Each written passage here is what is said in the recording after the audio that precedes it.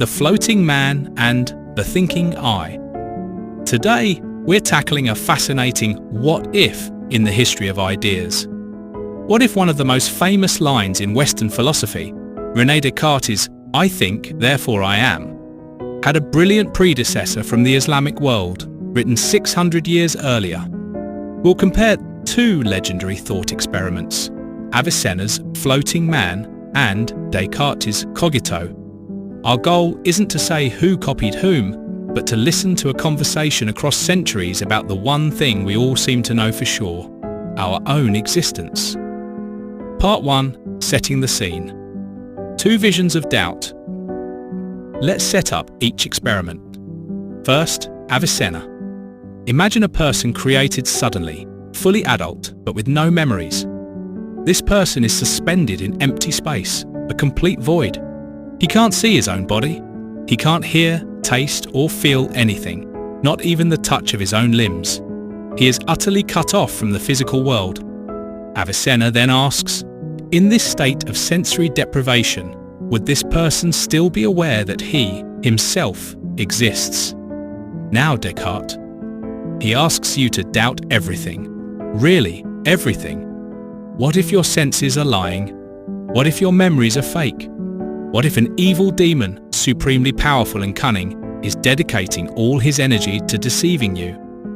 Is there any single belief that can survive this hurricane of doubt? Descartes' answer, found in the act of doubting itself, is yes. I cannot doubt that I, the one who is being deceived, must exist in order to be deceived. So both start from a place of radical uncertainty, but their methods are different.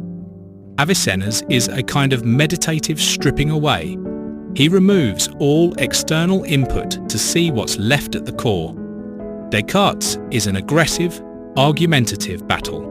He attacks all his beliefs with logic until he finds the one that cannot be defeated. Part 2. The discovery. What do we find? So what does each philosopher discover in this stripped-down state? Avicenna's discovery is self-awareness. He concludes that the floating man would have no doubt about his own existence. The key point here is how he knows it. It's not a conclusion he reasons to. He doesn't think, I have thoughts, therefore I am. No. Avicenna says the awareness is immediate and direct. It's a pure, intuitive sense of self-presence. You are just aware of yourself before any thought about anything else. For Avicenna, this proves something huge. The soul is an immaterial substance. It's not the body, it's not the senses.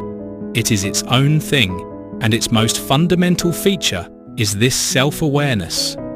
Descartes' discovery is the thinking thing. His famous line, I think, therefore I am, is the summary. But in the moment, his realization is, I am, I exist, is necessarily true whenever it is conceived in my mind. His certainty comes from the activity he's engaged in. The very act of doubting proves there is a doubter. The act of thinking proves there is a thinker. So what is this I? At this stage, it's something thin but solid. A thing that thinks. A thing that doubts, understands, affirms, denies, wills and imagines.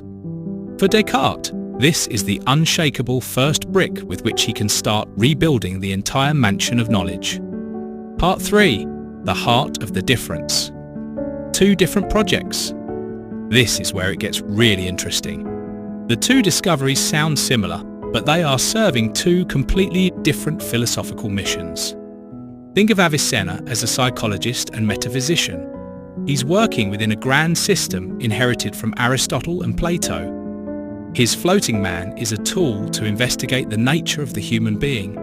He's asking, what are we at our core? His answer is, we are fundamentally a self-aware soul, temporarily using a body. The experiment proves the soul's independence and immateriality. Now, think of Descartes as an architect of knowledge. His world is one where old certainties are crumbling, and he wants to lay a new, utterly secure foundation for science. His cogito is the bedrock. He's asking, what can I know for certain? His answer starts with, "I can know that I, as a thinking thing, exist." From this single point, he then tries to prove God exists, that God is not a deceiver, and that therefore the external world and mathematics can be trusted again. So in a nutshell, Avicenna finds a soul, a rich, substantial self. Descartes finds a thinker, a thin, certain subject. Part 4. So, was Descartes influenced? It's the big question, and the scholarly answer is, it's very likely he knew of the type of argument, but he turned it to a new purpose. Avicenna's works, including his writings on the soul, were translated into Latin and studied deeply in medieval European universities. Philosophers like Thomas Aquinas discussed and argued against Avicenna's ideas. So the concept of proving the soul's existence through introspection was very much in the air. But there is no clear evidence Descartes directly read Avicenna's floating man passage. More importantly, as we've seen, even if he did, he used the insight for a revolutionary new project. Avicenna's argument fit into an ancient framework. Descartes used a similar move to try and smash the old framework and build a new one from the ground up. Conclusion: a shared human question. What this comparison shows us is that the turn inward, the search for certainty within our own consciousness, is not a uniquely modern or Western idea. It is a powerful, recurring tool in the human quest for understanding. Avicenna and Descartes, separated by centuries and culture, both pointed to the same mysterious fact. Even in the deepest possible doubt or the most complete isolation, the light of self-awareness remains. For Avicenna, that light revealed our eternal nature. For Descartes, it revealed our first, undeniable truth. Their conversation across time reminds us that the simplest question, "What am I?" can be the starting point for the deepest journeys.